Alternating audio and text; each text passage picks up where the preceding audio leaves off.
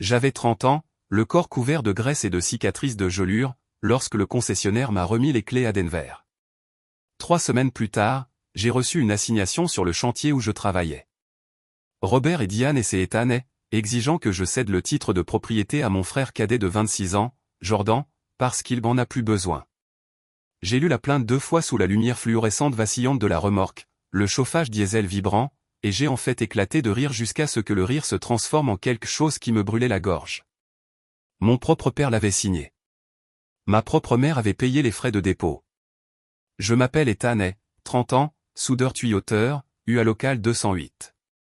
Et jusqu'à ce moment, je croyais encore naïvement que si on ne demandait jamais rien, si on ne se plaignait jamais, si on ne créait jamais de vagues, votre famille vous laisserait au moins vos restes.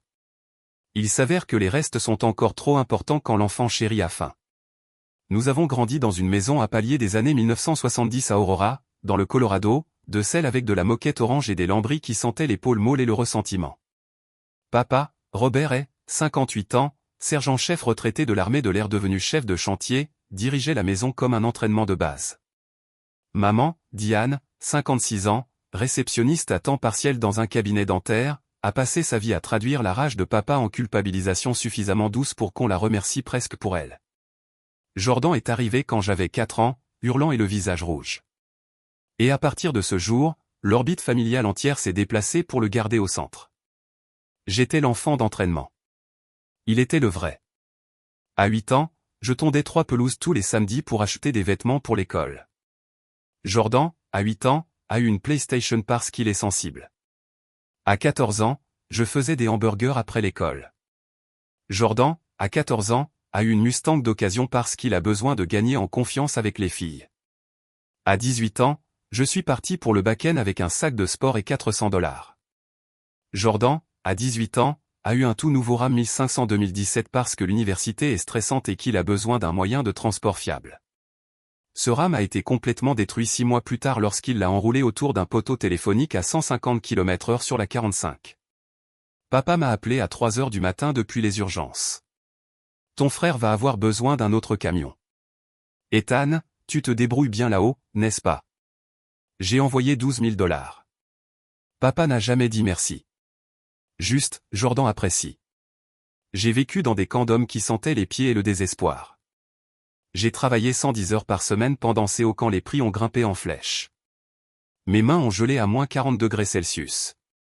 Je les ai dégelées au-dessus de feux de baril. J'ai économisé chaque chèque d'heure supplémentaire. Pas de bar, pas de filles, pas de nouvelles bottes jusqu'à ce que les semelles se détachent littéralement. En mars 2024, j'avais $92 000 sur un compte à rendement élevé et un pointage de crédit de 810. Je suis entré chez Frontier Ford à Denver, j'ai choisi le camion exact que je voulais, gris magnétique 3,5 litres EcoBoost. Toutes les options qui comptaient, prix affiché $78 400. J'ai payé $50 000 en espèces, j'ai financé $28 400 à 3,9%. Titre de propriété à mon nom seulement. Plaque du Colorado Ethan. J'ai été assez stupide pour la conduire à la maison ce dimanche-là. Jordan était sur le porche en train de fumer de l'herbe à midi, portant le même sweat à capuche qu'il portait depuis 3 jours d'affilée, ses yeux fixés sur le camion comme un coyote repérant un veau boiteux. Putain de merde, frérot. C'est à moi. J'ai ri. Négatif.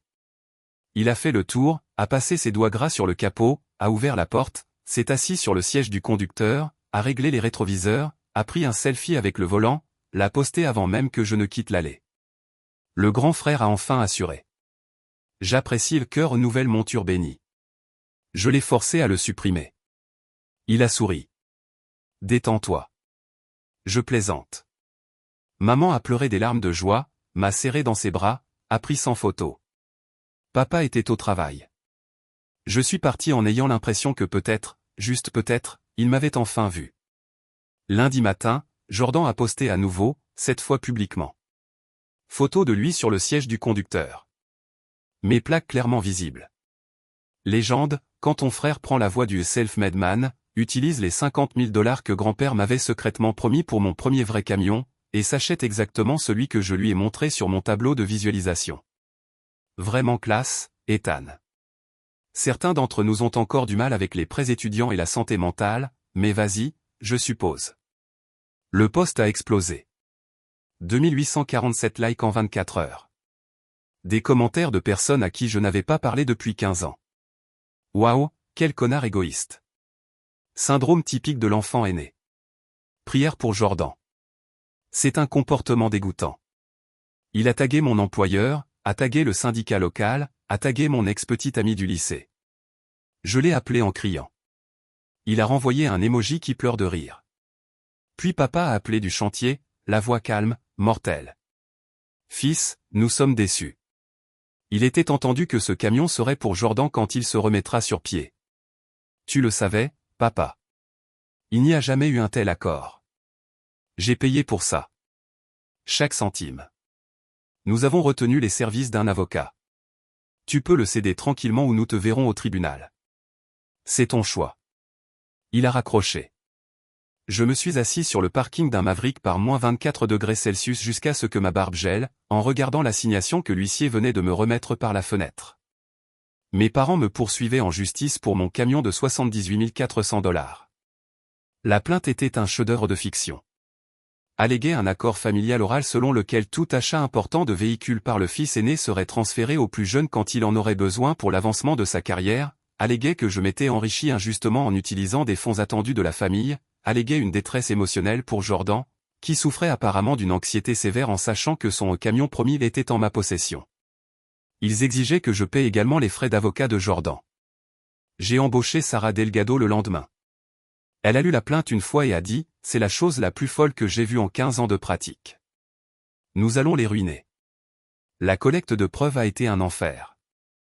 Ils ont assigné tous les comptes bancaires que j'avais jamais eus, essayant de trouver un virement de maman ou papa qui pourrait être interprété comme un capital de départ. Ils n'ont rien trouvé. Puis ils ont assigné mes collègues en leur demandant si je m'étais déjà vanté d'avoir reçu le camion que papa avait promis à Jordan. Mon contremaître a répondu, Ethan est le gamin le plus travailleur que je connaisse, et ses parents sont des fainéants qui ne viennent jamais lui rendre visite. Jordan s'est assis pour la déposition dans une veste Canada Goose à 400 $ que je lui avais achetée pour Noël 2 ans plus tôt. Il a pleuré sur commande, a dit que je l'avais intimidé toute sa vie, volé ses petites amies, ruiné son crédit en ne cosignant pas les prêts auxquels il n'était jamais admissible. Il a dit que papa lui avait promis un F-Cent 50 exactement comme celui qu'Ethan venait d'acheter depuis qu'il avait 12 ans. Sarah a passé les images de la sonnette, Jordan à 2h14 du matin essayant de voler mon camion sur le parking de l'appartement, abandonnant puis rayant « Donne-moi » sur le côté du conducteur. 4200 $ de dégâts. Il a affirmé que c'était juste une blague. La déposition de maman a été pire. Elle a apporté des mouchoirs, a tamponné ses yeux secs, a parlé de la façon dont j'avais toujours été froid et distant. Comment Jordan souffrait de dépression et avait besoin du camion pour se rendre à ses rendez-vous de thérapie à 20 km de là. Lorsque Sarah a demandé pourquoi il n'avait pas simplement acheté à Jordan un camion d'occasion à 15 000 $ s'il avait tellement besoin d'un moyen de transport, maman a dit, ce ne serait pas juste pour Ethan. Il a travaillé si dur pour sa transaction. Ethan peut toujours gagner plus. Jordan ne le peut pas. Papa était le dernier. Il était assis raide comme un piquet dans son polo drapeau américain, a appelé le juge monsieur, par habitude, a raconté l'histoire de la façon dont il m'avait pris à part à 16 ans et avait dit, un jour, quand tu réussiras, tu achèteras à ton frère un camion convenable comme je n'ai jamais pu le faire. J'étais là. Il n'a jamais dit une telle chose. Il a dit, ne viens pas pleurer auprès de moi quand cette saleté de Civic mourra. Sarah lui a remis le dossier de la transaction montrant 50 000 $ en espèces provenant de mon compte Ali, lui a demandé s'il avait déjà déposé de l'argent sur ce compte. Il a dit non. A demandé si grand-père avait déjà créé un fonds pour le camion. Il a dit pas par écrit, mais tout le monde le savait. Sarah, tout le monde sauf Ethan. Apparemment, papa le savait. Oncle Tim est arrivé de Phoenix la veille du procès. 62 ans, pilote de ligne à la retraite, toujours bâti comme un réfrigérateur. Il détestait le favoritisme de papa depuis que nous étions enfants. Il a apporté le testament original de 2009, les relevés UTMA montrant mes 10 000 $ et les 10 000 $ de Jordan, les relevés bancaires de Jordan retirant les siens par tranche de 500 $ pour les festivals de dubstep tandis que je laissais les miens intacts jusqu'à l'école de métier. Tante Karen est venue aussi. Elle a conservé chaque carte d'anniversaire que grand-père nous a écrite. La mienne disait toujours, pour Ethan, pour quand tu construiras ta vie. Jordan disait, pour Jordan, dépense-le judicieusement, mon fils. Jour du procès. Palais de justice du comté d'Arapahoe. Mars 2025. Je portais le seul costume que je possède. Maman portait des perles et un visage de victime. Jordan portait des Yeezys et des AirPods comme s'il était à Coachella. Papa me regardait comme si j'étais un étranger qui avait volé son chien. Le juge Harland, 68 ans, ancien JAG, coupe à brosse toujours parfaite, a jeté un coup d'œil au dossier et avait déjà l'air fatigué. L'avocat de papa, un connard suffisant nommé Whitaker qui joue au golf avec papa tous les jeudis, a commencé par un PowerPoint en fait appelé l'entente familiale. La diapositive 3 était une photo de Jordan, 12 ans, assis dans une brochure de concessionnaire F-150 avec la légende Rêve différé. J'ai failli partir. Papa a témoigné et a menti comme un politicien, a dit qu'il m'avait serré la main quand je suis parti pour le Dakota du Nord et a dit « Rends-nous fiers, fils, et souviens-toi de ton frère », a affirmé que les 15 000 $ de mon acompte provenaient de la vente d'outils qu'il m'avait offert. Sarah a présenté des reçus montrant que j'avais acheté chaque outil avec ma propre carte de crédit. Maman a pleuré à propos de la tentative de suicide de Jordan à 19 ans, une nouvelle pour moi, et de la façon dont le camion lui donnerait un but. Sarah a présenté l'Instagram de Jordan de la semaine, des photos de miroir torse nu à Canquin avec la légende « Je vis ma meilleure vie, pas de dépression ici ». La performance de Jordan était digne d'un Oscar, il a parlé de cauchemar, de crise de panique, de la façon dont il ne pouvait pas dormir en sachant que son camion était là-bas avec mon cul ingrat qui le conduisait, a dit qu'il avait recommencé à boire à cause de moi. Le juge n'a pas scié. Puis Sarah s'est levée. Votre honneur, la défense appelle Jordan Hay. Jordan a souri, passant devant moi. Sarah a commencé doucement. Monsieur Hay, vous vivez actuellement gratuitement dans le sous-sol de vos parents. Correct? Oui. Vous conduisez le Suburban 2022 de votre mère quand vous en avez besoin. Correct? Oui. Parfois posté depuis Tulum, au Mexique il y a 6 jours. Correct? Objection. Accordé. Sarah a changé de vitesse, a passé à nouveau les images de la sonnette, Jordan rayant mon camion, puis a passé un TikTok qu'il avait posté 2 nuits plus tôt, lui dansant dans un club en jetant de l'argent avec la légende « Qui a besoin d'un camion quand on a des bouteilles ?» Désolé, pas désolé Ethan. La salle d'audience a éclaté. Le juge a cogné le marteau si fort que le pichet d'eau a sauté. Oncle Tim a témoigné ensuite, a regardé papa droit dans les yeux. Ton père t'a dit carrément en 2012 que si tu continuais à gâter ce garçon, tu le ruinerais. Tu n'as pas écouté. Maintenant, tu essaies de ruiner le bon pour réparer le brisé. Honte à toi, Rob. Le visage de papa est devenu violet. Le juge Harland a ajourné l'audience pendant 18 minutes, et est revenu impassible. Cette cour estime que les allégations du demandeur sont non seulement sans fondement, mais malveillantes. Il n'y a aucune preuve, zéro, d'un accord oral, d'une fiducie constructive, d'un enrichissement injuste. Le Ford F-150 2021 est sans équivoque la propriété d'Ethan Hay. La plainte du demandeur est rejetée avec préjudice. Les demandeurs sont condamnés à payer les honoraires d'avocat du défendeur de 18 742 $ et les frais de justice. De plus, la Cour renvoie cette affaire au procureur du district pour une éventuelle enquête pour parjure. Il a regardé Jordan. Jeune homme, trouve-toi un travail. Marteau. Boum. Dans le couloir, papa m'a coincé, les veines gonflées.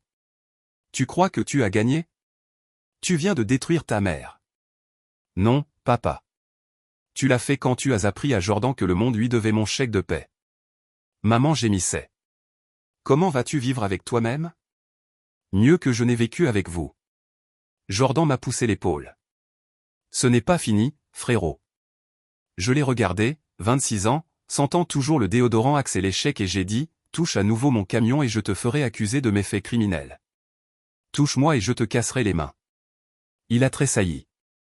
La première fois de sa vie. Sarah m'a tapé dans la main sur les marches du palais de justice pendant que la neige tombait. Tu viens de te faire pousser une colonne vertébrale, Ethan. Ça fait du bien, n'est-ce pas? J'ai ri jusqu'à ne plus pouvoir respirer. Ce soir-là, 20 gars du syndicat local sont arrivés avec des glacières et un fût.